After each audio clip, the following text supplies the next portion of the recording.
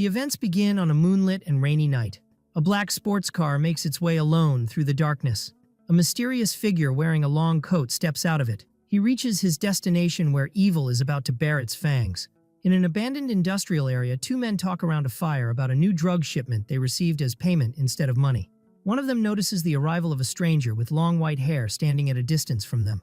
The man stops the mysterious person, inquiring about his identity and how he arrived. When he asks him to show an entry invitation, the newcomer surprises him by placing the muzzle of his pistol against his head. He attacks them with speed and strength, leading to the immediate death of one of them. The attacker stands over the body of his victim, mockingly asking if this wasn't invitation enough. The scene shifts to a nightclub where a female DJ is playing music. A vampire appears with red eyes and prominent fangs. He approaches the girl, reproaching her for the calm music and demanding she play something louder. He grabs her violently, explaining that humans are nothing but prey to them. He continues to threaten her while she stands terrified. He tells her that if she doesn't do what he asks, he will unleash his hunger. Suddenly, someone bursts into the place with force. The vampire turns to see what happened. He discovers that his comrades have been killed, realizing there are creatures that even vampires fear. The other vampires look in shock at the bodies of their comrades lying on the floor. The white-haired person appears at the entrance, carrying a huge weapon case, asking them if they enjoyed themselves. It is revealed that these people are known as vampire hunters. One of the vampires wonders about the intruder's identity, while another rushes toward him with sharp claws. But the hunter points his gun at him and kills him instantly, with regret appearing on his face. He directs his speech to the vampire leader, showing his understanding of his desperate situation in searching for his father, Jokyo. However, he blames him for his low standards in allyship with third-rate criminals. He mocks him, wondering what Jokyo would say if he saw this miserable situation. The vampire leader finally recognizes the hunter's identity. It turns out the hunter is Sylvester, the silver-haired priest expelled from the Vatican, and a true vampire hunter. The vampire leader threatens his opponent that he will decorate the night with his blood, while his followers rush to attack. Sylvester comments mockingly on the poor service in the place, rating it 0 stars. The attackers rush toward Sylvester, who wonders if their bad behavior is due to the absence of their parents. He begins reciting a religious passage about the creation of Adam from dust. He continues his speech about the creation of Eve from Adam's rib. He declares that death is a sacred ritual to return to the beginning. He stands amidst the scattered bodies of the vampires and says, "Ashes to ashes." He concludes his sentence with, "and dust to dust," with blood covering his face. And he tells the remaining vampire leader that he won't get any information from him. He adds that the mere thought that he is capable of killing him proves that he is the most wretched among his peers. The vampire screams in anger and rushes toward Sylvester to attack. Sylvester parries his attack easily and opens fire on him with his dual pistols. The vampire evades the bullets and changes the shape of his arm into a monstrous weapon. Sylvester shows some surprise at his opponent's ability to transform. The transformed vampire jumps into the air, attacking Sylvester with his huge claws. So Sylvester fires at the attacker's hand. Then he delivers a powerful kick that knocks him to the ground. The vampire falls among the rubble, defeated. Another person asks Sylvester to wait a moment. Another vampire hunter named Young-Jun appears, complaining that Sylvester has ruined the body, making it difficult for him to draw blood. Sylvester asks about Daok-Yoon's whereabouts, and Young-Jun replies that he is the substitute today. Young-Jun confirms the validity of the information regarding the link between the Jokyo clan and the Sangdong gang. He comments that this place is perfect to be a breeding sanctuary. Sylvester orders him to stop chattering and finish his mission. The defeated vampire's eye glows with a mysterious red light. Young-Jun notices that the vampire has awakened, so Sylvester raises his weapon again. Sylvester fires at the vampire, but the latter manages to dodge the shots skillfully. Sylvester focuses his shots toward him, inflicting severe injuries. The vampire jumps over them in an attempt to escape from the hunters. The vampire runs at full speed to escape from Sylvester and his companion. Young-Jun praises the vampire's speed. Sylvester inquires about the possibility of assigning him the cleanup mission, so the other suggests leaving him to die from his wounds. Sylvester loses his patience with the repetition of this talk, warning him against repeating it. He emphasizes that he will be the one to kill him himself, so Young-Jun laughs, considering it an extreme joke. Sylvester insists on his seriousness, so Young-Jun pledges to carry out the cleanup mission. Sylvester notices that things are getting complicated. He diagnoses the opponent's condition as a loss of mind and the beginning of the becoming feral process. Sylvester looks toward the horizon under the moonlight, realizing the consequences of what happened. A fast motorcycle chase begins in the city. A police car issues a warning to the rioters to slow down. The motorcycle riders respond with defiance and mockery, demanding the police try to kill them. A person named Han Se-gun appears driving his bike fast through the rain, while Sylvester's voice echoes, saying that there will be a sacrifice on this moonlit night. Han Se-gun recalls his calm and carefree life memories. He remembers his home, his family, his high-achieving brother, and even his dog, Joan of Arc. The fast motorcycle chase continues under the city lights. He compares himself to others, noting his lack of goals and his average ambition in studying. He shatters the image of his traditional life, expressing his constant desire to escape his ordinary reality. Jung Yong-jin's female companion wonders how to get rid of the person chasing them. Jung Yong-jin rebukes her and orders her to be quiet, expressing his frustration at his inability to get rid of him. Han Se-gun notices their commitment to the set path, which gives him the advantage. Han Se-gun continues to flee at high speed. His companions scream, calling his name, wondering about his sudden destination. Han Se-gun turns his bike sharply, jumping over the barrier. His companions are struck with amazement and panic at his unexpected move. He continues driving alone away from the usual path. He executes a reckless jump with his bike between buildings. He lands skillfully and continues his way alone. Han Se-gun remembers his feelings at that moment, while his companions ask him about his decision to flee alone. Han Se-gun considers that riding the motorcycle was his only escape. The speed of his bike increases on the road. It was his means of fleeing from a monotonous and stagnant life. He reaches his home late at night. He climbs the stairs, wondering why his dog Joan of Arc is quiet, assuming she is asleep. When he opens the door, a foul smell hits him, preventing him from completing his greeting. His eyes wander in terror as his foot steps into a pool of blood. He stumbles back, realizing that the entrance to the house is drenched in blood. He stands in the dark entrance that reeks of a rotten smell like spoiled fish. He immediately concludes that someone has broken into his house. He grabs a nearby weapon and begins calling for his family members anxiously. The shadow of a huge monster appears on the wall behind him, while he calls out, searching for anyone. A huge monstrous creature attacks him, crashing through glass, pushing him back with force. He recognizes with terror the attacking creature, which turns out to be his pet dog, Joan of Arc, transformed into a monster with glowing red eyes. The transformed dog pins him to the ground, and he struggles to survive. He succeeds in pushing the creature off him and regains his balance, taking a defensive stance. He wonders in shock if this monster is truly his pet dog. The transformed dog jumps toward him again in a fierce attack. He manages to hit the dog hard using the weapon he carries. He looks in despair as he realizes the truth of what happened to his dog. He remembers the image of his gentle dog before the blood-stained weapon falls from his hand. He looks beyond his dog's body to see his parents' bodies lying inside. He breaks down crying, covered in blood. He vomits from the horror of the gruesome scene. He kneels in shock, wondering about the disaster that has befallen his home. He sits before his dog's body and cries bitterly. He realizes that the intruder is still on the second floor. He looks at his current weapon, realizing it might not be enough. He stands up determined to face them, remembering his father's hunting rifle in the office. He finds his older brother wounded in the office, with a hunting rifle beside him. Han Se-gun realizes that his brother has also fallen victim to the attacker. Han Se-gun grabs his brother's shoulder, affected by his death. He apologized to him with all sadness because he wasn't with them, and he blames himself for his delay in arriving to save them. Han Se-gun carries the rifle, vowing revenge against the killers. He notices that the rifle barrel is still warm. He concludes that his brother used it in the fight and wonders why it was left by the assailant. He grips the weapon firmly, determined to kill the assailant. He hides and looks cautiously, realizing he should have understood the truth then. He climbs the stairs carefully while thinking about the situation. He admits the impossibility of thinking rationally in such a shocking situation. His eyes suddenly flash after realizing something important.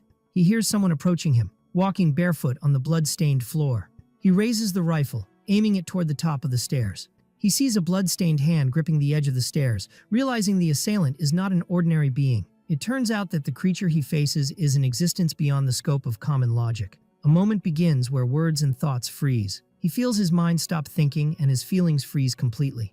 He compares his state to the moment of meeting a famous person for the first time, or the moment of hearing a bad joke, or even when seeing a breathtaking natural landscape. He realizes that this state is what he is living now in the face of danger. He raises the rifle and fires at the creature. The monster avoids the shot with total ease and strikes Han Se-gun with force. The latter falls hard on the stairs and rolls to the bottom. He lies on the ground in pain from a dislocated shoulder. He tries to stand up with difficulty. He regrets not fleeing when he had the chance.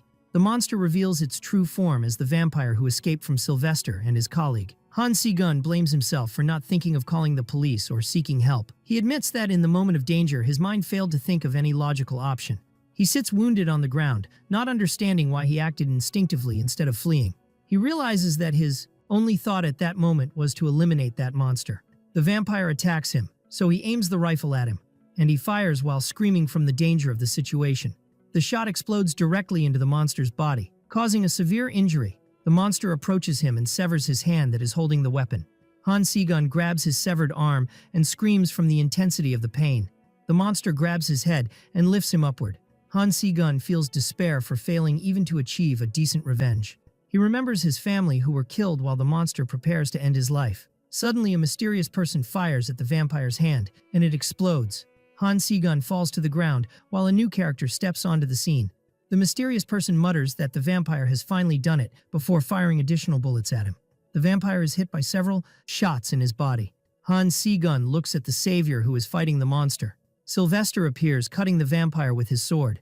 He blames the dead monster because he didn't die alone quietly, instead of involving innocent people. Sylvester approaches Han Si-gun after making sure he has completely eliminated the monster, and looks at the injured Han Si-gun lying on the ground. He tells him that there is no one righteous on earth, and that everyone is a sinner. He stands over him and demands that he hold a grudge against him. The rifle appears lying on the blood-stained floor. Sylvester places the blade of his sword on Han Si-gun's neck and asks to ask him one thing. He inquires if the rifle belongs to him. He looks at him and decides that he is too good to be killed this easily. The family photo appears again as a reminder of his previous calm life. A policeman tries to wake Han Si-gun, whose mind is overlapping with memories of the massacre. The policeman asks him about his condition, while Han Si-gun remembers his desire to deviate from his ordinary life. A policeman finds Han Si-gun unconscious in a pool of blood, announces the presence of a survivor, and requests immediate support. Han Si-gun lies injured with images of his late parents swirling in his mind. Then he remembers his brother lying on the floor. A sarcastic and painful phrase echoes in his mind that his wish to step out of the ordinary has come true. A week later, television news bulletins cover the Han family murder incident that shook public opinion. The news coverage focuses on the official narrative, claiming that the family dog is responsible for the tragedy, noting the survival of the second son as the only witness. But the media questions this narrative, hinting that the survivor's role in the incident might be greater than it seems. It is revealed that he was found holding a hunting rifle, with investigators confirming that he indeed fired from it. Speculations begin about the possible motive, pointing to his older brother's academic excellence, which opens the door to suspicions of jealousy leading to the crime. It is mentioned that he was known for his love of riding motorcycles, and although he wasn't a violent person, there was always something unsettling surrounding him. Han Si-gun finds himself surrounded by a barrage of camera flashes and photographers. He regains his awareness that he is seeing this massive number of strange faces for the first time in his life. He faces a large crowd of press demanding clear answers about what happened. Journalists explicitly accuse him of killing his family because of accumulated debts. They continue to pressure him, wondering about the real reason that drove him to commit such a horrific crime. Someone approaches him with a voice recorder, insisting he makes any statement. At that moment, the image of the demonic monster that attacked his home manifests in his memory. An internal voice echoes in his mind, rebuking him, reminding him that he is the one who wished for such a situation, and that he was enjoying riding his bike while his family was being brutally slaughtered. The mocking voice wonders if he even has the right to feel anger in the first place. He shakes his head vigorously, rejecting those painful thoughts. He denies the accusations loudly, then flees from the crowd of eager journalists. He later realizes he was running away from a truth he didn't understand or comprehend. He admits to himself that his memories have become blurred and unclear, or that perhaps he doesn't want to remember the horrific truth. He breaks down crying, admitting his inability to believe that what he went through was actually real. He recalls the moment he woke up in his destroyed home, where he discovered that the monster's body had disappeared without leaving any trace. He remembers the biggest shock when he found that his arm, which was severed during the confrontation, had been mysteriously reattached. He looks at his healthy hand, feeling as if everything that happened that night was just a lie or a horrific dream. He holds his head in pain, as if a hidden force is ordering him to forget everything that happened. He realizes he must erase the memory of his family's death and completely forget the existence of that monster. A blurred image of the vampire hunter, Sylvester, flashes in his memory, realizing he was there and played a role in hiding the truth. Han Si-gun remains in his empty house, which has become a crime scene, remembering the mysterious person who appeared on the night of the tragedy. He finds himself unable to leave the house, fleeing from the pursuit of the press and people's stares. He wanders the city streets at night, realizing the world around him will never believe his story. But staying at the house wasn't an option, as the place carried the harshest and most painful memories. He finally decides to leave the garage, moving away from the house where he no longer feels safe. He stands beside his motorcycle, feeling completely lost for having no shelter. He finds himself stuck between inside and outside. He is neither able to stay nor comfortable in fleeing. He takes off on his bike, speeding through the darkness of the night. He goes up with his bike to the roof of one of the high-rise buildings overlooking the city lights. He stops suddenly after spotting something that arouses his surprise and shock. He sees Sylvester standing on the roof and confirms it is the same man he saw on that ill-fated night. Sylvester steps toward him calmly and steadily while the other watches him. Han Se-gun stops his bike directly in front of him, in a direct confrontation with the mysterious man. He points his finger at him, confirming that he was the one in his house on the night of the attack. He screams in his face, accusing him of being present at the crime scene on the day of the monster's attack. Sylvester approaches him and orders him to be quiet, describing him as a person who brings annoyance to those around him. Han Se-gun asks him in a state of fear and confusion about his true identity. Then he inquires about the nature of the monster, so Sylvester answers that he should use his imagination, leading the other to guess that he is an exorcist. Sylvester tells him that his guess is close to the truth. Han Se-gun reaches a terrifying conclusion and asks if that monster was a vampire. Sylvester confirms his words, which causes Han Se-gun extreme shock. After that, Sylvester decides to ask him a direct question. He inquires seriously if he has swallowed any of the vampire's blood. Han Se-gun remembers the blood splattering on him, so he panics, wondering if he will turn into a vampire too. Sylvester tells him that this possibility is very likely if he actually swallowed the blood. Han Se-gun believes that the return of his severed arm is proof of his transformation, but Sylvester corrects the information, confirming that he was the one who reattached it. Han Se-gun refuses to believe this talk, so Sylvester asks him if anything he saw that night was logical. Han Se-gun wonders anxiously if there are more vampires. Sylvester tells him that this matter doesn't concern him at all. He directs a clear order to him that his only mission now is to return to his normal life. Han Se-gun rejects the idea of returning to a normal life, shouting that he has already lost everything. He wonders with anger and denunciation how he is supposed to return to a normal life after all he's been through. He rushes into a fit of extreme rage, but Sylvester grabs him by his collar violently. He asks him defiantly about his identity that gives him the right to determine his fate. Sylvester coldly tells him to stop wailing, emphasizing that misfortunes are not exclusive to him alone. Han Se-gun retreats, surprised by the harsh response. He escapes his grip and asks him desperately what he should do then. He screams that he saw the monster that devoured his family with his own eyes, and that it's impossible for him to forget that scene. Sylvester listens to him as he confirms his inability to forget. Han Se-gun announces, while crying bitterly, that he will exterminate all monsters, even if it's at the cost of his life. Sylvester looks at him with glowing blue eyes, appreciating the extent of his determination and persistence. He comments to himself that Han Se-gun is a person who stirs up trouble, making his final decision regarding him. Sylvester takes Han Se-gun to a place that looks like a quiet cafe. A woman behind the counter receives them, calling Sylvester by the name Sylvie. Sylvester asks her not to use that name, and the woman notices the guest accompanying him.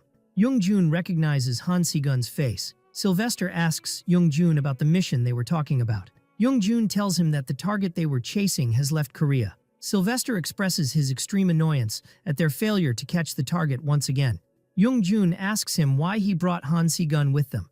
He comments that the boy seems too weak to be involved in field combat at the current time. Sylvester directs his speech to Han Se-gun, explaining that, since he survived, he must realize the truth. He tells him that fighting monsters is not a mission that ordinary humans can perform. He explains to him that a vampire is capable of crushing human bones in a moment of inattention, or tearing his muscles with complete ease, wondering how to face such power. He reveals the solution to him, which is a special drug called Drug Moon, which humans must take to face vampires. He explains that this drug reduces the feeling of pain and grants its user strength that exceeds natural limits many times over.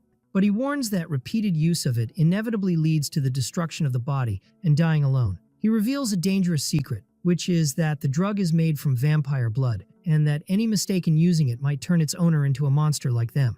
He asks him seriously if he still wishes for revenge that much after knowing all these risks.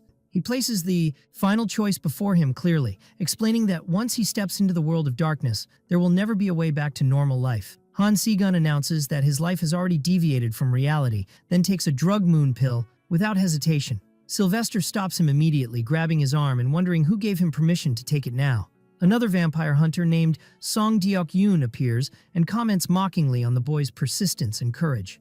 Sylvester decides to leave Han Se-gun in Deok-yoon's custody, asking him to train him enough to keep him alive. Deok-yoon places his hand on the boy's head, officially welcoming him to the world of the Mad Moon. Sylvester orders one of his men to arrange a boat heading to Mexico immediately, ready to depart. Han Se-gun is surprised by his departure, realizing he won't be his personal trainer. Sylvester turns smiling, commenting on the absurdity of the whole situation. He asks Deok-yoon if he can make the boy useful, and he replies that he will try. Han Se-gun looks with determination, accepting his new fate. Sylvester directs his final words, welcoming Han Se-gun again to the world of the Mad Moon. A year later, luxury cars appear in front of a fancy nightclub called Penya Club. Chun Young-ho, the deputy leader of the Sangdong gang, steps out of it. His men receive him with a bow of respect, calling him by the title Big Brother. Young-ho rebukes them, asking them to call him Senior instead. He reminds them that they have become respectable businessmen running a real company now. Then he asks why he was summoned and tells his men that he is very busy these days. The man looks nervous as he tries to explain the emergency situation. It turns out that the reason for the summons is a lone person standing quietly in the middle of the empty nightclub. Young-ho asks his follower angrily if he summoned him just to deal with one person. He reprimands his men for their inability to manage the place, and they apologize to him in fear. Young-ho wonders if this person is the one who destroyed their hideout, but he remembers that the attacker was a foreigner. Young-ho notices that the intruder looks very young. Then he asks the young man if he has finished his tantrum. Young-ho tells him that he hasn't seen a thug like him before, and that he should use words to solve problems. He demands he leave because they are about to start work. The young man replies mockingly that he is not a thug, and explains that he paid a deposit for goods he didn't receive. Young-ho is surprised at the mention of the word goods, so the young man asks him if he really doesn't know about the matter. The young man reveals that he paid 5 million won in cash to one of his followers, wondering how an executive director like him wouldn't know. Young-ho approaches his follower and inquires about the goods, and the boy tells him that they were firearms of the Dragunov and Tokarev models. Would you like me to translate more chapters or help you draft a script for this summary? The young man adds an AK-47 to the list of weapons he is requesting. Young-ho mockingly wonders if he wants all these weapons for only 5 million won and rebukes him for his ignorance of their true value. Then he asks the young man if he realizes what he himself is talking about. The young man reveals that he is aware that the Sangdong gang stores and distributes Russian and Chinese weapons. He adds that they inflate their prices excessively above market value. Young-ho decides to end the conversation and orders his men to call the police to turn him in. The young man wonders if calling the police is a wise decision. He threatens him by revealing their biggest secret, that they have started drug trafficking alongside weapons. Young-ho shouts at his men, wondering why they are frozen. Then he issues a clear order to kill the young man and cut him up immediately. He rebukes them again for their hesitation, calling them fools. He repeats his order to turn the young man into pieces. 2 of his men step forward to attack him, and he prepares to fight coldly. The attackers rush toward him. They attack him with their cold weapons simultaneously. Then he delivers a powerful punch toward one of them. He evades another attack and prepares for a counterattack. He knocks the other attacker to the ground with a strong and swift move. He stands victorious over their bodies, leaving the others in shock at his strength. He calmly climbs the stairs toward the gang leader. He faces him directly, and Young-ho asks him fearfully what he wants. He repeats his request, Dragunov, Tokarev, and AK-47, emphasizing that he has already paid for them. The leader agrees reluctantly, but tells him that delivery cannot happen immediately. The young man interrupts him, setting the time, tomorrow at 8 o'clock in the evening. Then he specifies the location at Hyungshin Securities parking lot in Uido, and turns to leave. Young-ho curses the young man under his breath while his follower asks if he is all right. The leader slaps his follower to remind him to call him Big Brother instead of Senior. He orders his men to call those men immediately, realizing he has no other choice.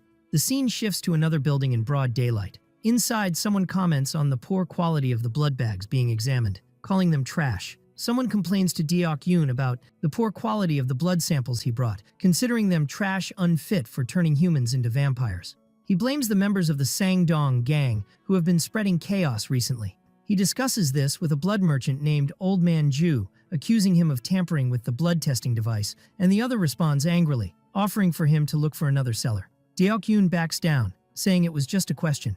Old Man Ju orders him to stop chattering and take his money. The old man asks about Jun, whose family was slaughtered by vampires, inquiring if Deok-yoon has managed to contact him.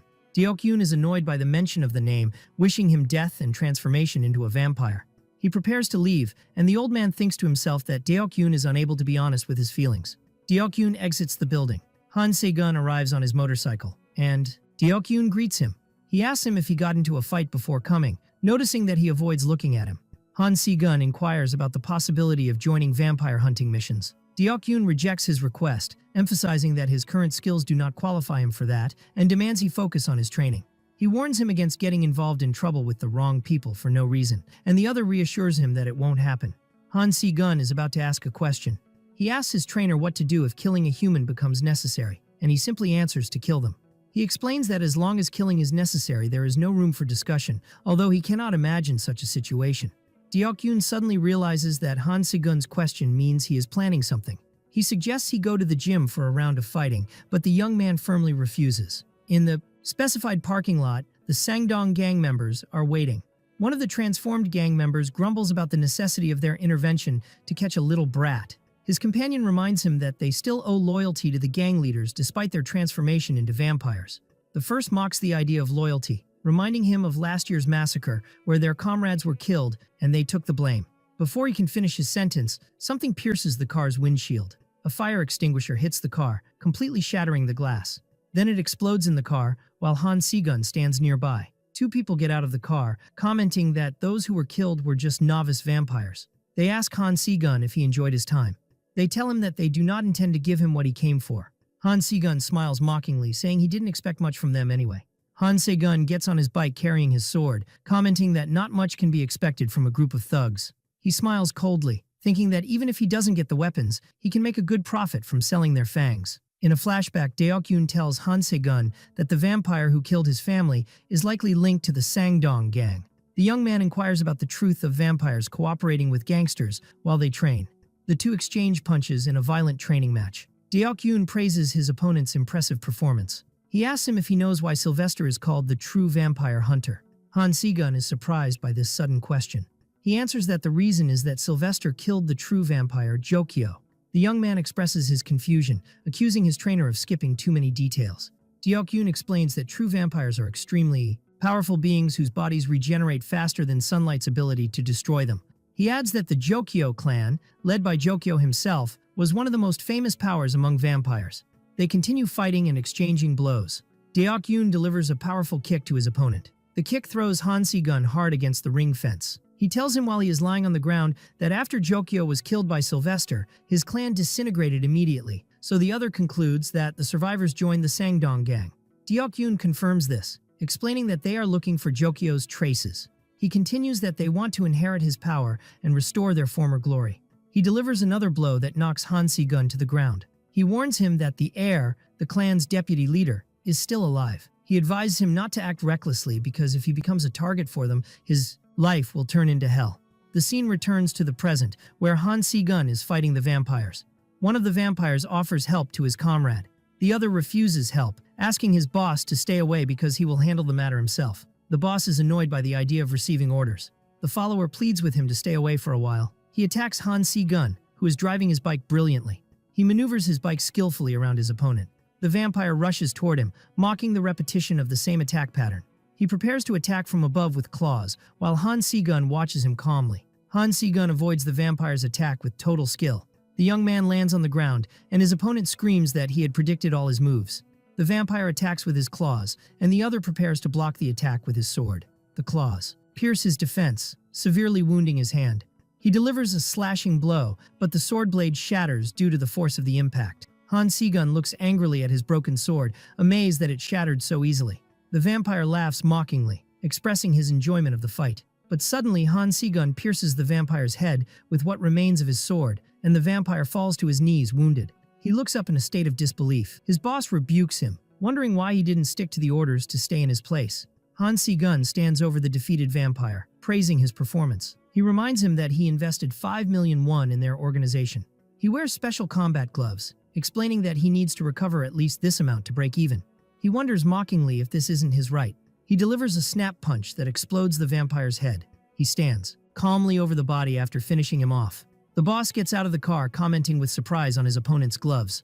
He concludes that the young man was expecting their arrival and asks him the reason for all this trouble. Han Se-gun holds his broken sword and asks him if he really wants to know why he is there. He points the shattered blade at him, declaring that his goal is his head. He demands he stop the nonsense and attack him immediately. The boss mocks his reaction, then tells him that he has finished analyzing his fighting style. He reminds him that his knife is broken and that he has uncovered the secret of his gloves. Han Se-gun throws the sword piece toward him, but the other manages to block it.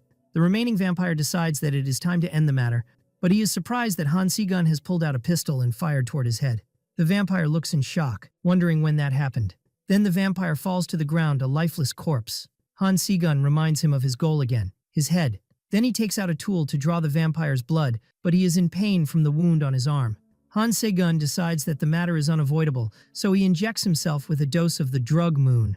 He screams in extreme pain as the drug's effect spreads through his body. He kneels in pain, enduring the powerful side effects. He leaves the crime scene, which left behind bodies and a destroyed car. He reaches another place where Deok-yoon was waiting for him, who asks him if he has finally come out. He mocks him, wondering if he feels better after that tantrum of his. Han Se-gun inquires about how he tracked him, and the other answers with the presence of a technology called GPS.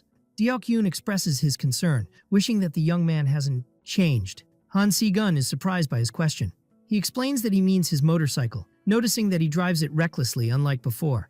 He reminds him that he used to treat it like a sacred treasure, and the other remains silent. He replies coldly that this is none of his business.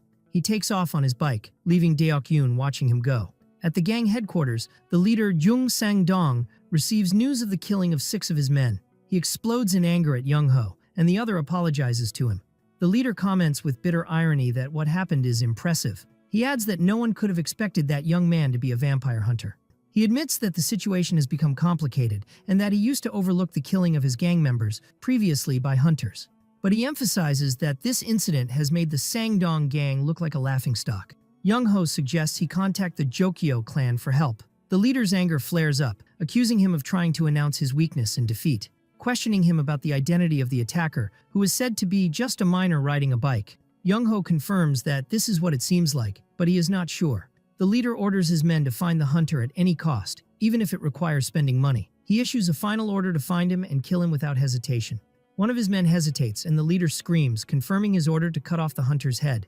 In another place, Han Se-gun has a drink from his trainer. His trainer reminds him that he was the one who told him about the Sang-dong gang's connection to the Jokyo clan. He asks him why they are left alone, accusing him of being afraid of them, which Deok-yoon denies. Han Se-gun shouts in his face, wondering if the reason is the lack of financial return for hunting them. Deok-yoon tells Han Se-gun that he knows him well. Han Se-gun shouts that those bastards deserve to die and that leaving vampires alive makes them just a spreading plague. He tells Deok-yoon that eliminating them while they are still sprouts is much easier than cutting down a giant tree. Then he asks him if he says that because he has never lost something precious before. Deok-yoon asks Han Se-gun about the right he possesses to decide who deserves to die. Then he asks him not to make him laugh. He emphasizes that he doesn't kill for principles, but only for money and profit. Then he asks Han Se-gun if he has injected himself with vampire blood. He reminds him that the blood of the Jokyo lineage is known for its ability to cause mutations. Deok-yoon sighs, admitting to himself that he shouldn't have made a deal with a real vampire hunter. He orders Han Se-gun to pack his bags and leave today because he doesn't want to get involved with the Jokyo clan because of him. Han Se-gun agrees to that and starts to leave. Deok-yoon thinks that anyone would lose their mind seeing their family's killers living their lives as if nothing happened. He blames himself because he shouldn't have brought up the subject of Jung-jun unnecessarily. Deok-yoon calls out to Han Se-gun, who is walking away. He opens a car trunk full of weapons for him and tells him that he put some knives and about 500 rounds of ammunition for him. But he adds that he is likely to die before he uses them all. He warns him that the weapons are Hungarian-made and have passed their expiration date, and if he is unlucky, the weapon might explode in his face. Han Se-gun bows deeply, thanking him for everything. Deok-yoon remembers an old advice he gave to Han Se-gun, asking him not to turn into a vampire. Then he warns Han Se-gun that if he transforms, he will hunt him ruthlessly. He emphasizes that he grants no exceptions, even to those he raised. Han Se-gun gets on his motorcycle and takes off. He drives his bike on a night when the moon was beautiful enough to make one cry. In another place, a man introduces himself to a group gathered around a fire as Chun Young-ho from Sang-dong Credit Loans. One of them asks him what he wants. Young-ho tells them that there is no need for long talk and asks to speak with their leader, so one of them steps forward and says he is the leader. Jung Yong-jin, the leader, tells him that he has no business with someone like Young-ho. Young-ho appears annoyed, having tried to be nice. He wonders about the reason for the youth's rudeness, while his men transform into vampires. A conflict breaks out in the place. One of the vampires attacks Jung Yong-jin violently and knocks him to the ground. Young-ho asks his assistant not to break the man's arm because he is a biker and needs his handlebars. The defeated Jung Yong-jin shouts that he will do what they request. Young-ho orders the money bag to be brought from the car trunk. He throws the money in front of him, considering it a down payment. He tells him to use the money to lure others with new bikes or anything they desire. But he stresses that the primary mission is to bring the green-haired boy to him. He grabs his head to ask him if he understood. One of the vampires approaches to bite him as a warning. Young-ho stops him, preventing him from biting his neck. He explains that he cannot die before the mission begins. Young-ho moves away from them, while the screams of Jung-Yong-jin rise in the place. He lights a cigarette, commenting that his follower gets stupider as darkness falls. He wishes he could control him with crosses or garlic. The scene shifts to a cafe. The hostess tells the visitor that the place is closed for the day. Han Si-gun enters, and the other recognizes him. The hostess notices that 4 months have passed and that Han Si-gun has grown a lot, so the other jokes that the reason is growth hormone injections. So she asks him how he feels about independence. Han Si-gun realizes that she was aware of his situation. The hostess explains that Deok-yoon raised him based on a request, and as Sylvie's spokesperson in Korea, she receives reports about him. But she realizes that Han Si-gun didn't come for this reason and asks him what is going on. He answers her that he heard of a tool that can detect vampires. The hostess reveals the tool to him, which is the bloodstone pendulum. She explains that finding vampires with it won't be easy, as it senses them within a range of only 20 meters. Han Si-gun announces that he will buy it immediately, which surprises her. The hostess tells him she won't stop him, but it's better to use his money wisely. She suggests he buy a crossbow equipped with silver bolts, but Han Si-gun answers that he already has weapons. He corrects her information, explaining that she doesn't own a weapon in the true sense. The hostess asks him if Old Man Ju is refusing to sell him the drug moon. Han Si-gun clenches his hand, concluding that the reason is being a minor. The hostess comments that there is no other dealer as trustworthy as Old Man Ju, which means he is a man of principle. Suddenly she remembers something and starts searching, commenting that she only has some items of the VT13 category. She wonders if she should give it to him. She presents him with a dose of the drug, emphasizing that this is a secret between them. Han Si-gun thanks her and reaches out to take it, and the hostess reminds him that cards are not accepted for payment. He leaves the cafe and stands beside his motorcycle outside. He recalls in his memory Sylvester's question about whether he had swallowed vampire blood. Then he remembers his harsh words to stop wailing, as misfortunes are not exclusive to him alone. Sylvester's voice echoes in his mind, welcoming him to the world of the Mad Moon. Han Si-gun wonders if a year has passed already, and if Sylvester will return to Korea at all. Suddenly someone calls his name. He discovers it is the old motorcycle gang led by Jung-Yong-jin, who expresses his surprise at finally finding him. They surround him, commenting on the big change that has occurred to him over a year, and ask him about his new hair color. A girl from the group approaches him, noticing that he has become taller, and asks him if he remembers her. He answers coldly, wondering who she is, and everyone laughs at his blunt way that hasn't changed. Jung-Yong-jin gets angry, saying that whenever he thinks about it, his rage increases. He approaches him threateningly, telling him that he has suffered a lot in searching for him, and suddenly Han Si-gun calls the name Jung-Yong-jin in a sharp tone. Han Si-gun's eyes glow as he asks him coldly if he wants to die. The gang members retreat in amazement, while the bloodstone pendulum around his neck reacts. He wonders to himself, how can a vampire be present while the sun is still shining? He realizes that beings who can move powerfully under sunlight can only be true vampires, masters of their kind. He notices a bloodstain on Jung-Yong-jin's jacket. He thinks of the possibility that he was bitten, and with the necklace. Reacting, he concludes that he must be in the process of turning into a vampire. He asks them calmly, "Are you from the Sangdong gang?" Jung-Yong-jin comments that it's good that Han Si-gun recognized them, which reduces questions. Han Si-gun asks him how much they are paying, and he answers that they will get 2 million won for identifying his location, and 8 million if they catch him. He adds that he is telling him in advance that they do not intend to settle for a small share. Han Si-gun thinks to himself that he would like to kill them now, but there are many eyes watching. He mocks them, wondering if an 8 million won amount is considered a lot for this number of people, and calls them beggars. Jung-Yong-jin gets angry at his insult, so Han Si-gun challenges him, saying that if he wants to maintain his pride as a biker, then he must fight as a biker, not as a bandit. Everyone prepares for the race. The bikes take off in the street.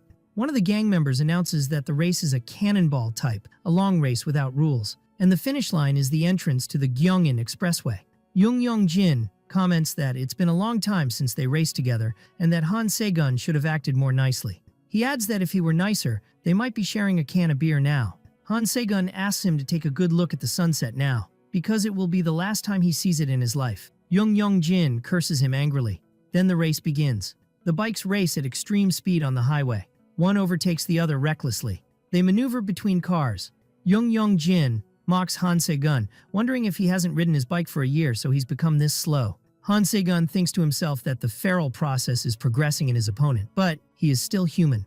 He remembers Deok-yoon's words that if killing someone is necessary, there's no need to hesitate. He decides in himself that if it's necessary to kill, Suddenly, he turns his bike sharply in the opposite direction, which surprises Jung Jin, who screams wondering where he's going. The other gang members are surprised by his sudden move, realizing that the highway entrance is in the other direction. In another place, Young-ho receives a call. The caller tells him it's more like a race than a chase, so Young-ho fumes with rage at this nonsense. The caller describes it as a men's battle, so Young-ho explodes shouting at them, calling them fools. He remembers to himself that Han Si-gun is stronger than they think. He tells them that he is coming immediately and orders them to keep him there and not let him leave. The caller informs Young-ho that they have lost the target and the other shouts in shock. Han Si-gun waits in an abandoned construction site. Young Jin arrives on his bike calling out to him. He screams in anger, accusing him of fleeing in the middle of the race. He continues mocking him, calling him the coward who fled for only 1 year.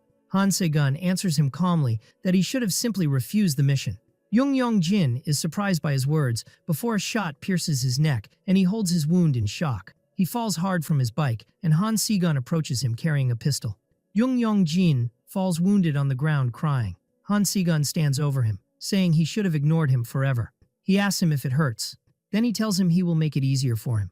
He opens a vial and forces him to drink its contents, telling him he might survive. Young Jin feels a strange effect. He doesn't feel pain, but something else.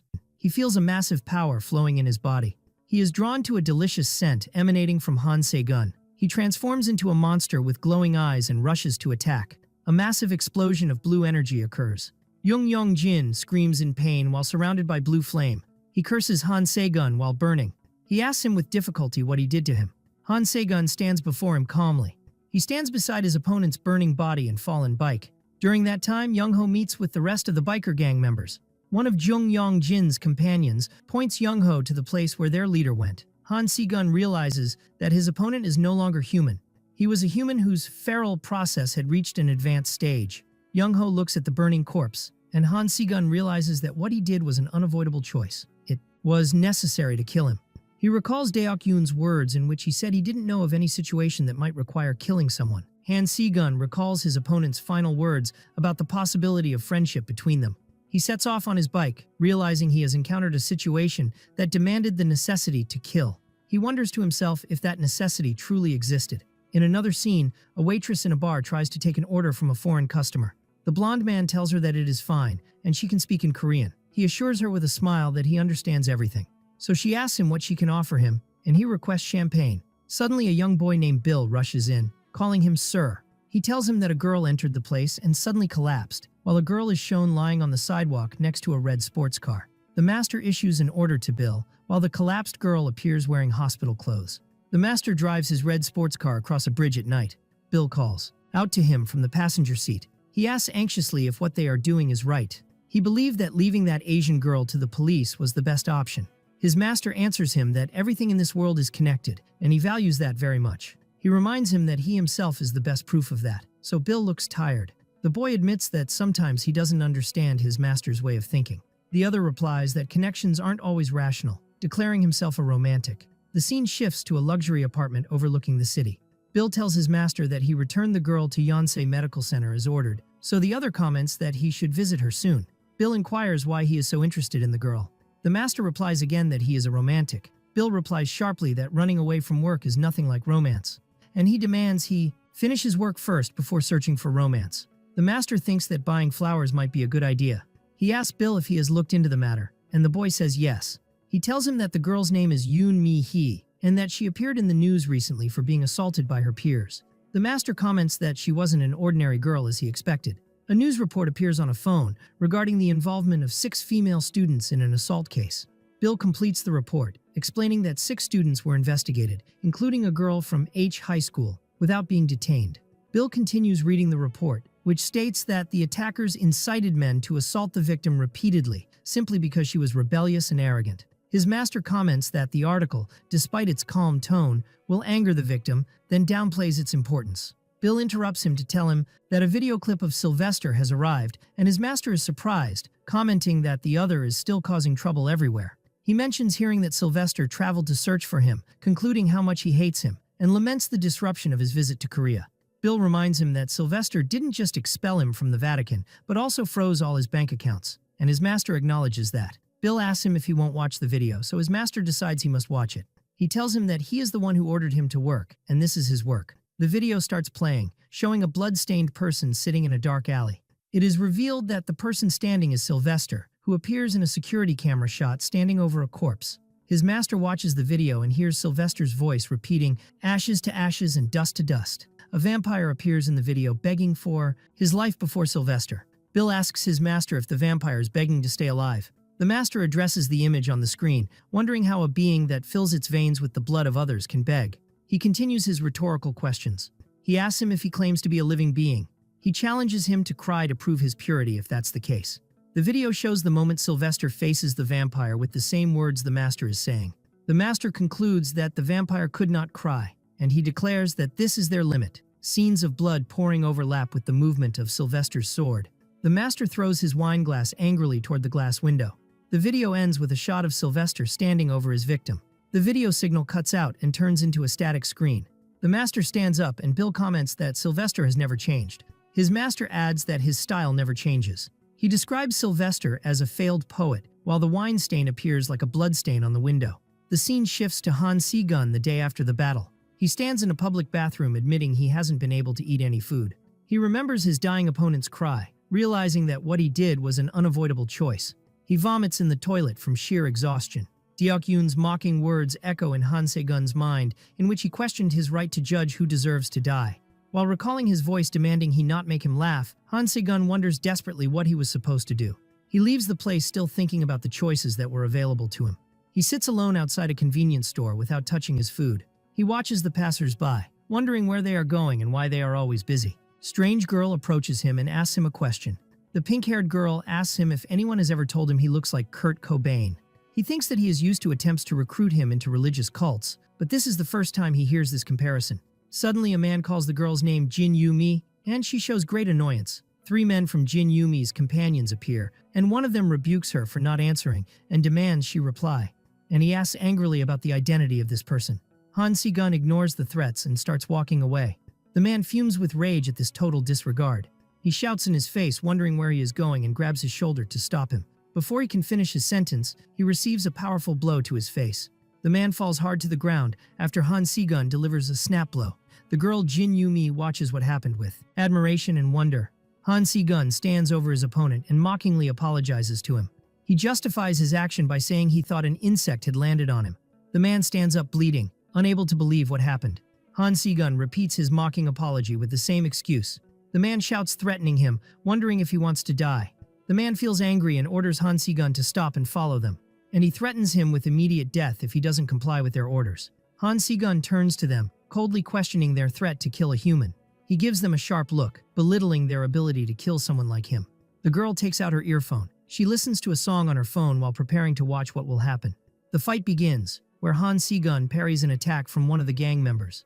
Then he knocks him to the ground while the girl continues listening to the music. Han Si-gun parries the attack of another man from the gang. Then he delivers a crushing punch to his face.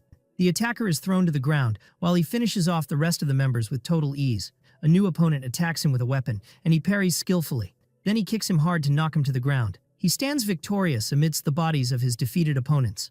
Suddenly, someone appears behind him and stabs him in the back. Han Si-gun screams in pain. The man who stabbed him stands smiling, believing he has finally won. Han Si-gun turns around, which shocks his opponent. The man looks at his opponent, shocked by his strength. He raises his knife and rushes toward him in a desperate attack. Han Si-gun grabs his hand and stops the knife before it reaches him. Then he twists his head and raises his knife over the man's neck. The man looks in extreme shock, while Han Si-gun places the knife near him.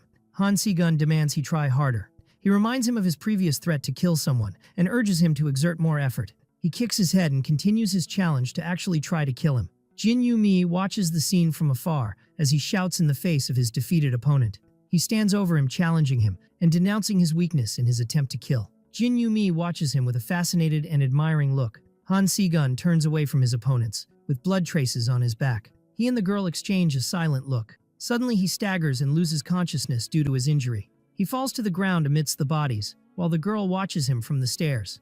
The alley scene is shown from above, filled with the bodies of the defeated gang members. The next day, the hostess cleans the empty cafe. She sighs and thinks about her need to hire a part-time worker.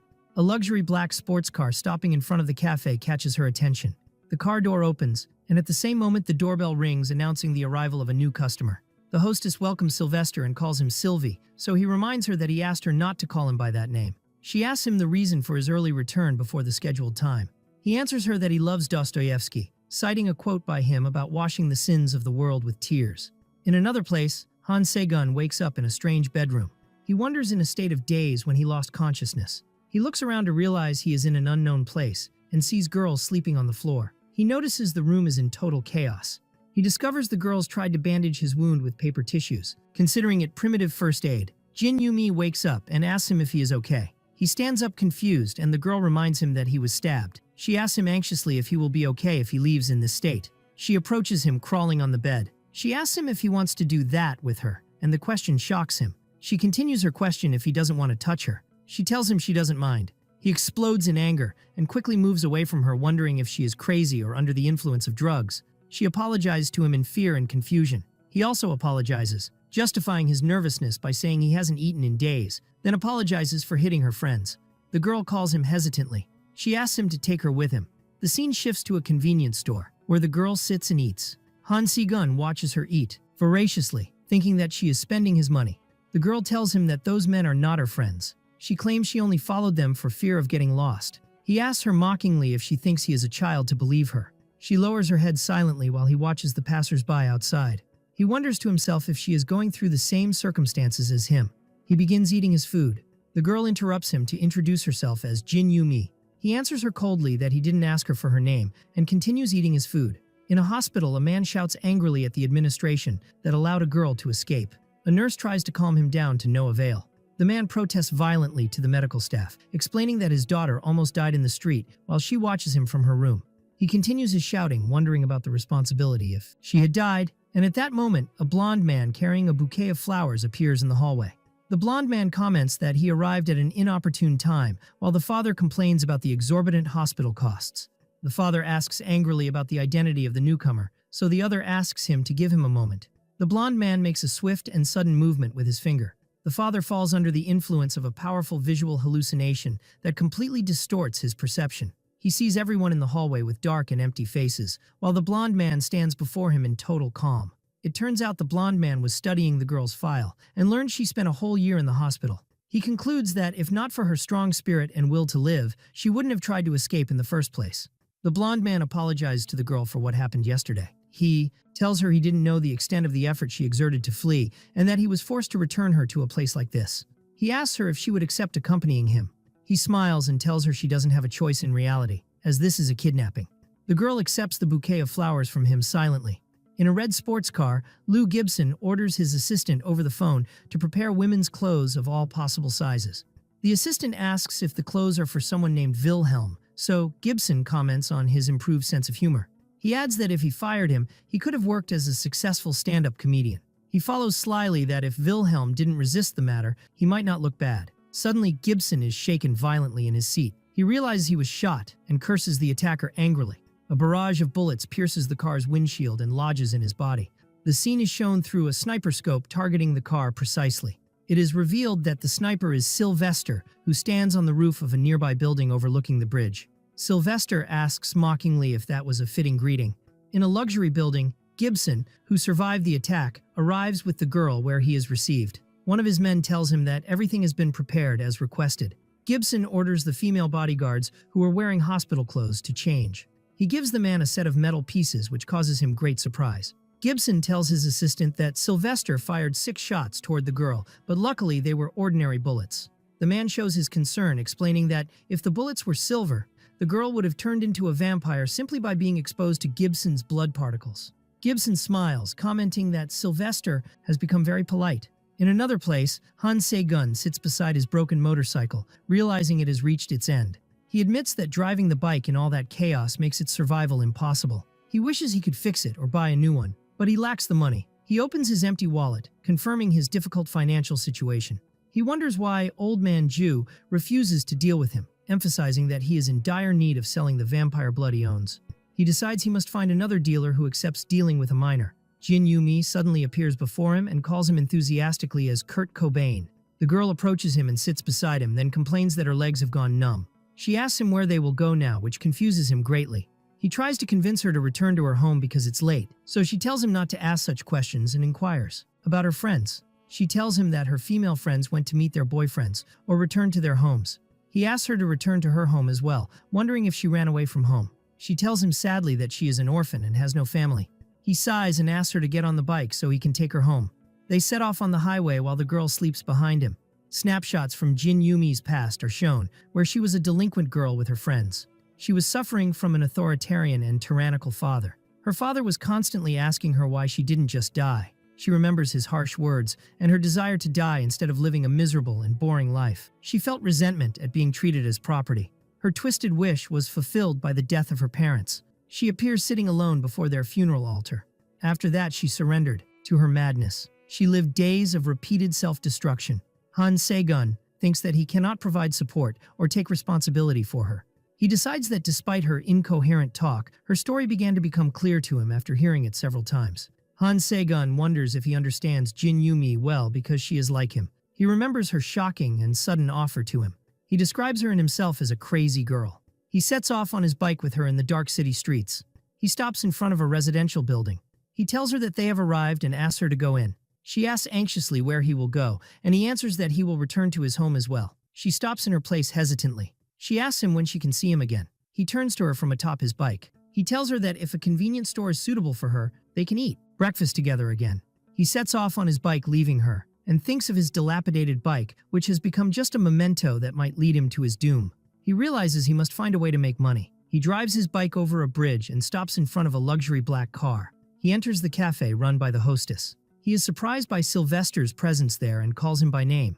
Han Se-gun asks him about the date of his arrival in Korea, and the other answers that he arrived not long ago. Han Se-gun examines a set of documents on the table, and Sylvester asks mockingly if he is receiving work requests now. Han Se-gun curses Sylvester sharply after reading one of the documents. Sylvester gives Han Se-gun a sharp look, commenting that he has become arrogant in his short absence. He asks him if he has decided that he wants to die. Sylvester asks him if he knows anyone in this place, and he tells him that it seems their partner in this project will be a helpless beginner, while a picture of Jin Yumi with her friends appears. In another place, someone addresses Bill, saying that for someone from Phantasmagoria to come here, something strange must be happening. A gang leader meets with one of the Jokyo clan members named Kyung.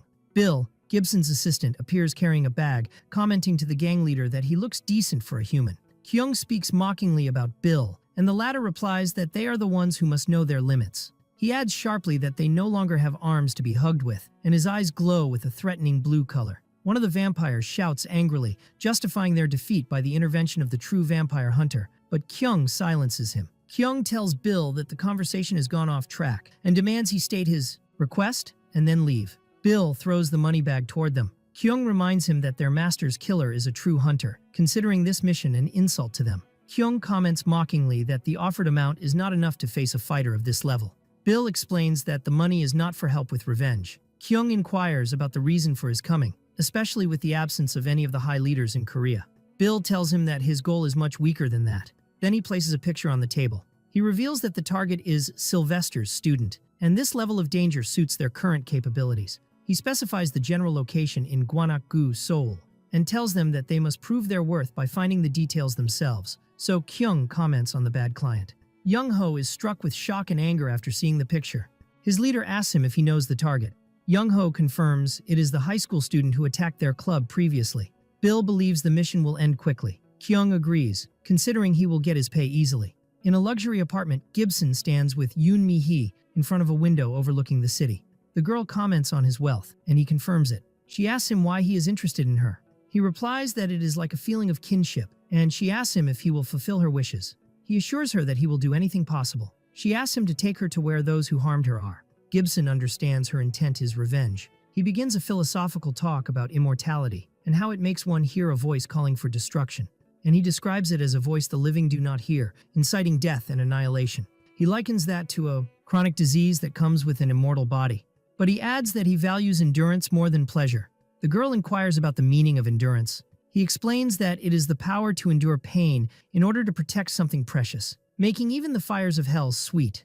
The girl questions his talk. Gibson confirms his opinion and tells her that if she continues living, good things will definitely happen. The girl questions Gibson's talk about the possibility of good events in her life. She calls him a liar through a rainy window. She admits she used to believe that lie in the past, but she knows the truth now. She emphasizes that it no longer matters to her anyway. Gibson realizes she has lost all connection to life, considering her situation the worst. He decides it's fine to give her revenge as a gift. He cuts his neck, determined to make her the youngest member of his lineage. The girl looks at him, accepting her new fate. He embraces her and makes her drink from his blood. Bill notices what is happening while talking about the Jokyo clan. He shouts in shock as he sees his master embracing the girl while transforming her. Gibson invites him to join them before he changes his mind. The scene shifts to Han Se-gun, driving his bike at night, and he remembers what happened in the cafe. Sylvester describes his opponent as a filthy and disgusting creature. He adds that his body has rotted due to being drowned in wealth and power. He mocks the other's belief that he can save humanity. He emphasizes that he is not a god, so Han Se-gun asks him what he will do. Sylvester raises his finger in front of him. Then he mimics the shape of a pistol and makes a bang sound, announcing his intent to kill. Han Se-gun moves away from him in silence. Sylvester calls his name and throws him something.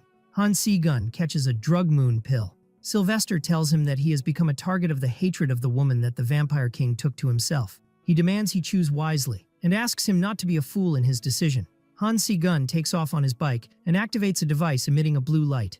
The device glows red on his chest. A bat with red eyes appears, and he wonders about its nature. He keeps watching the bat flying over him, but he doesn't notice there is a bigger danger coming toward him. He is surprised by the appearance of a huge monster attacking him from in front on the road. One of the attackers appears in the form of a massive bear-like monster, baring its fangs with glowing eyes. Han Se-gun miraculously manages to dodge the attack. A new female vampire appears behind him, looking at him with interest. She wonders if he is the person their master mentioned. Her huge companion confirms her words. He stands surrounded on the road, facing his new opponents. Han Se-gun faces the vampires with his motorcycle. The female vampire is surprised by his possession of a firearm, noting that its possession is illegal in Korea. He raises his bike in an acrobatic move to attack her using the wheels of his motorcycle. But the woman manages to block the attack with her bare hands with total ease. So Han Se-gun fires at her while on his bike. The woman uses her strength to throw the motorcycle away. Han Se-gun falls from his bike. The female vampire notices that her face has been injured while he gets up from the ground. She comments that the boy possesses good skill. Her companion mockingly replies that she is the one who lacks skill, while the other prepares for the confrontation. Han Se-gun stands armed with 2 pistols, assessing the number of shots he has left. He realizes that even if he empties all his ammunition, he might not be able to win. The female vampire begins to transform as thorny appendages grow from her body. She mockingly asks him if she should compensate for the blood she shed. Han Se-gun rushes toward them in despair, screaming in their faces to get out of his way. He raises his 2 pistols toward them and offers a mocking salute to the moon. In a fast combat scene, Han Se-gun fires at a vampire. The latter declares that silver bullets are not enough to kill him. She confirms to him that this is not enough at all and directs multiple attacks at him. Han Se-gun dodges the attacks easily. Han Se-gun moves quickly, bypassing them, but he is surrounded by vampires. One of them approaches him and asks about his destination. Then Han Se-gun directs a powerful punch at him, but the other manages to avoid it easily. Han Se-gun fires accurately while surrounded, but the female vampire manages to strip him of his pistol with a swift move, so he points his other pistol toward her. Then he fires toward her head, but the shot does not hit her. Thorny appendages wrap around his arm, and he is surprised by the speed of her reaction. He screams in pain while struggling to free himself and directs a punch with all his strength toward her. The female vampire throws him to the ground with force. He falls to the ground wounded, and the female vampire watches him as he points his pistol at her. She asks him how long he will continue to resist. She uses her thorny weapon to bind him further, emphasizing that his attempts will be of no use. He is lifted into the air and then thrown forcefully to the ground. He lies defeated on the wet road, while his 2 opponents watch him. The female vampire shows her annoyance at the situation. Meanwhile, Han Se-gun remembers Jin Yumi and his happy moments with her. She is smiling happily and calmly. The scene returns to Han Se-gun, lying on the ground, struggling to stand up. The vampire pulls him by his foot across the road. The female vampire approaches him and prepares to taste his blood. Suddenly, she is hit by a bullet in her head and explodes in a barrage of blood. Her companion screams, wondering about the identity of the attacker. Deok-yoon appears from among the trees, denouncing Han Se-gun's recklessness in facing vampires without using the drug moon. He rebukes him angrily, wondering if this is what he taught him. The transformed vampire attacks Deok-yoon with his thorny arms. Deok-yoon dodges the attack brilliantly and carves his way through the arms with his sword. He rushes toward the vampire in a direct attack. Deok-yoon hits him with his weapon, causing a massive explosion. The vampire is thrown to the ground after the violent collision. He groans from the powerful blow, then gets up and flees into the forest. Deok-yoon stands victorious over the body of the female vampire. Then he turns to Han Se-gun, declaring that he will eliminate the fleeing monster. Deok-yoon orders Han Se-gun to hurry in drawing blood and then guard the target. Han Se-gun watches him as he runs after the vampire. Han Se-gun draws the blood, noting that its texture is completely different from the blood of ordinary vampires, and wonders if the reason is her belonging to a true lineage. He realizes that this is the reason for her massive strength. In another place, Han Se-gun arrives at an alley and finds scattered bodies. He sees someone severely injured. He remembers what happened to his family at the hands of the vampire. Han Se-gun confirms that he has his own weapons. He takes a drug moon pill, declaring that he is also trained. He is surrounded by an aura of colored energy, and his eyes glow. He assures himself that the situation is different this time. He is in pain as he resists the effect of the drug. He walks in a street flooded with water and neon lights. He reaches his destination and finds other bodies. He faces his opponent with glowing eyes, and despite everything, he thinks that he was hoping she wouldn't die. Scenes of the blood-stained girl's body are shown. In a messy room, an intact girl stands while Han Se-gun stands before the body of Jin Yumi as she lies on the bed. Then he drops his sword from his hands. He repeats Sylvester's words about death as a sacred ritual to return to the source. He remembers that perhaps he knew the truth from the beginning, and that things would end this way. He fires at the girl while repeating ashes to ashes and dust to dust. In another scene, Sylvester arrives and eliminates a vampire with swift strikes. He cuts his body completely. Deok-yoon complains that Sylvester has destroyed the body again, making it difficult for him to draw a blood sample. Sylvester orders him to bring the boy immediately. He explains that there are many eyes watching them, so Deok-yoon asks him if there is another danger besides ghosts. Deok-yoon wonders anxiously if Tetra Anax is the coming danger. Suddenly they notice a massive explosion behind them. Deok-yoon arrives in his car at a flaming site amidst heavy rainfall. He asks Han Se-gun about his condition, who stands exhausted in a pool of blood while holding a bag. Han Se-gun asks him for a ride, his blue eyes still glowing. Ambulances and fire trucks arrive at the hospital, where total chaos and vampire attacks prevail. Firefighters storm the burning place in an attempt to save what can be saved. From the roof of a nearby building, Sylvester watches the tragic scene of the burning city. A group of cats and birds gather around him, so he asks one of them to disclose what it has. The cat spits empty bullet casings at his feet as a coded message. The scene shifts to the facade of a luxury place called Arjuna, where an expensive sports car stops. Inside, Sylvester sits in a direct confrontation with the vampire Lou Gibson, who rebukes him for storming the place in this way. Sylvester inquires about the reason for Gibson's personal arrival after spending a long time avoiding him. Gibson mocks him, suggesting he bother another, true vampire instead of him. Sylvester orders him to stop dodging and disclose the reason for his presence, so the other suggests having a quiet conversation. Gibson coldly reminds him that they have infinite time at their disposal. Sylvester replies with contempt, describing him as a rat that steals human time to stay alive, emphasizing that he doesn't have the patience for that. With glowing eyes, he demands he disclose his true goal for coming here. Gibson warns him against trying to stir the enmity of the Tetra Anax organization. Sylvester expresses his mock affectation, wondering about a vampire's concern for a hunter like him. Gibson corrects his information, explaining that what he said was a warning, not concern. Sylvester defiantly wonders what will happen if he refuses to play nice. He places his pistol on the table, inquiring if his opponent is looking for a fight. He declares his full readiness to end this matter immediately. Gibson tells him that their situation is different now from the days of brutality, which was the only law. He adds with disdain that engaging in a fight with a barbaric person like him would be a violation of his own aesthetics. He arrogantly declares that he is the king of vampires and the king of humans as well. He reveals that today is a special occasion to grant the gift of revenge to the newest member to join their lineage. He stands up ready to depart, expressing his hope that Sylvester doesn't force him to show his anger.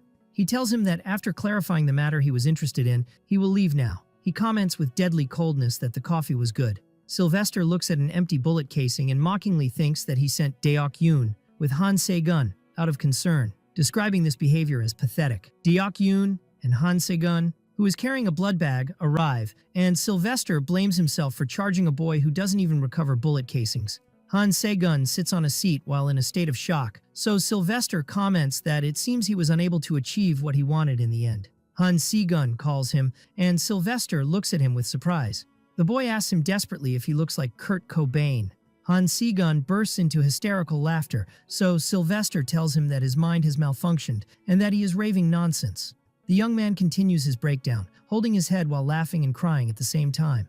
He sits collapsed on the seat under the rain, covering his face with his hands in total despair. The scene shows the three of them standing together under the rain. In a dark alley, the scene shows a man examining something above him. A huge monster appears before him, and the man screams in terror. In front of a store, two workers complain about the amount of work their boss assigns to them, despite the lack of customers. A third man defends the manager, reminding his colleague that he pays his salary, while the other mocks the idea of reporting him. The third man stops suddenly after hearing a strange sound. He looks at a dark alley, wondering about the source of the sound, only to see a massive creature devouring something amidst the trash. The men wonder in panic about the identity of that thing, ruling out it being a beggar because of its massive size. They realize that the creature is eating something and wonder about the nature of its prey. Panic strikes them, and they think about how to act and whether they can face it. The monster takes an offensive stance, revealing its full form and its glowing red eyes. One of them prepares to use his phone while asking if what he sees is a monster before the creature rushes toward them. The monster attacks the man who is carrying his phone with speed and massive strength. They stand frozen in fear while the monster approaches them. One of them notices that the monster seems to have increased in size, while its eyes shine with an evil red light. The monster recalls its memories, confirming it was a human at one time. It remembers that one day, for no apparent reason, it felt a horrific thirst and hunger. Since that day, its memory as a human began to fade while hunger controlled it. Before it could resist, it lost its mind, and when it woke up again, it had transformed into a skeleton-like creature with red eyes. It found itself having devoured countless corpses, but its hunger never stopped. The monster wonders to itself in amazement, is human truly this delicious? The scene shifts to a quiet park at night, where a man was doing some exercises. A strange, monstrous creature attacks the man in a night park, and the other screams in shock. The creature jumps into the air under the crescent moonlight, pouncing on the man. The red-eyed creature rushes with extreme speed, leaving the man behind. An unbridled desire for predation controls the creature while the word hungry echoes in its mind without stopping. In one of the buildings, a man turns on his phone camera to film what is happening outside. The skeleton-like creature's face appears, its red eye glowing in the darkness. The creature launches a brutal attack, tearing the bodies of its victims in the park. The creature emits a loud scream announcing its extreme hunger. The scene shifts to an industrial area in broad daylight. Deok-yoon arrives at Old Man Ju's headquarters, and the other asks him why the lights are off, mockingly inquiring if he fears being caught. Old Man Ju explains that he needs goods to run his business, and adds that he hasn't seen Deok-yoon or Jung-jun for a while. Deok-yoon remains silent, so Old Man Ju leads him inside and opens one of the doors for him. Inside, Old Man Ju turns on a broadcasting device while Deok-yoon stands in the background waiting. An announcement appears on the TV screen about the start of a subsequent news report. The report reveals the occurrence of random murders in a park in Gangseo-gu, and Deok-yoon asks the other to hand him the bag. He adds that the perpetrator is an unidentified creature, and that a citizen reported a monster that came out of a manhole cover and attacked people. The police believe the crime was committed by a drunk person or someone holding a grudge against society. But witnesses who were at the scene reject this narrative, emphasizing that the attacker was not human. And they confirm through blurred images that the attacker cannot be human. Someone wonders about the type of alcohol that drives a person to split another human into two halves. Deok-yoon concludes in shock that the attacker is feral. He thinks about the only implicitly agreed upon rule between hunters and vampires, which is to stay in the shadows. He emphasizes that their work must never appear in public, but this rule has been completely shattered now. Old Man Ju expects that other vampires who wish to handle the situation themselves will start appearing, as well as hunters who are looking for an opportunity to achieve financial gains will also flock. Deok-yoon concludes that the situation will turn into total chaos soon. In the park cordoned off by the police, the monster continues its attack, brutally tearing another victim. Then someone directs a sudden attack toward him. The monster feels extreme rage at this sudden attack. Two men approach him in the park, complaining about the noise, while the monster watches them, ready to pounce. Two men appear, one named Kyung, and they warn the monster against waking everyone with its screaming. They approach the monster lurking in the quiet park under the moonlight. The other man orders Kyung to move, and he transforms into a vampire with sharp claws. Young-ho stands near the monster, asking it to approach him. The feral monster pounces on him, and a violent battle begins between them. Young-ho uses his thorns to cut the monster. The monster screams in pain from its injury. Then Young-ho directs another blow toward the monster's face. but the monster manages to block the attack easily and direct a counterpunch toward him. Kyung intervenes in the fight and directs a kick that hits the monster's face. He causes a massive explosion that eliminates the monster completely. The monster falls to the ground, and Young-ho blames his companion for helping him, claiming he could have handled the matter alone. The other warns him that this is not a game and demands he doesn't lose his focus. He reminds him that these are the moments when people allow their opponents to flee, so Young-ho asks him not to be pessimistic. He emphasizes that that won't happen, but at that moment, the monster that survived the attack pounces on them. Kyung looks in shock at Young-ho as he falls to the ground. The monster pulls out a firearm and fires at Kyung, and the other moves to escape quickly. The man hides angrily, describing the monster as a crazy bastard, while police cars approach. He looks at the colored police lights that fill the place. He screams in extreme rage while transforming into a monstrous form. He threatens the monster that he will kill it with his hands. The monster stands over Young-ho's body while an aura of anger surrounds it. Then it approaches him. In the Arjuna Cafe, the hostess welcomes Han Se-gun upon his entrance. She notices his new motorcycle, and he confirms that to her. He tells her he found a dealer willing to deal with a minor. The hostess comments that it's no wonder he looks elegant in his new clothes. She adds that he has started looking like a real hunter. He asks her about Sylvester's place, and she tells him that he is sleeping upstairs. The hostess wonders if he has woken up now, while Sylvester appears aiming his pistol toward a target. Sylvester wakes up holding his pistol, while Han Se-gun stands before him, nervous. Sylvester points his pistol toward Han Se-gun at the entrance, and the other exchanges the greeting mockingly. Sylvester warns him against storming other people's sleeping places, and Han Se-gun mocks his threat while wearing pajamas with cat drawings on them. Sylvester inquires about the matter, and Han Se-gun tells him it concerns the recent incident that the media is talking about. Sylvester asks him if he means the monster that killed someone in the park, and Han Se-gun asks for his opinion on the matter. Sylvester concludes that the vampire clans have not fully controlled society yet, and this is why such feral creatures appear. He explains that the being is corrupt and will die on its own if left, but Han Se-gun objects angrily because innocent people are dying. Sylvester refuses with glowing eyes to provide any answers, emphasizing that he is not his teacher. He coldly wonders why Han Se-gun is even interested in the matter. Han Se-gun insists that Sylvester knows something despite his denial. Sylvester tells him that the corrupt being's blood is worthless in itself. But he adds that the presence of a corrupt being attracts executioners, which arouses Han Se-gun's interest. It is revealed that the corrupt is a being in a state of distorted mutation, unconcerned with hiding its identity due to its preoccupation with satisfying its hunger and thirst. For this reason, other vampires will appear to protect their clan's secrets. They appear under the name executioners, who are high-level vampires usually difficult to track. Han Se-gun realizes that Sylvester is using the corrupt monster as bait, which the other confirms. Sylvester considers this a great opportunity for hunters who work for money. He uses an app on his phone called Vampire Finder to access the latest information. He orders Han Se-gun to be quiet when he asks him about the app. He tells him that there is a high-value piece of information about to be revealed. The app reveals that the monster, wandering in Seoul, is the former hunter Young-jun, and Han Se-gun is struck with shock. The scene shifts to Deok-yoon, driving his car in broad daylight. While Sylvester thinks that this situation will be very harsh on Deok-yoon,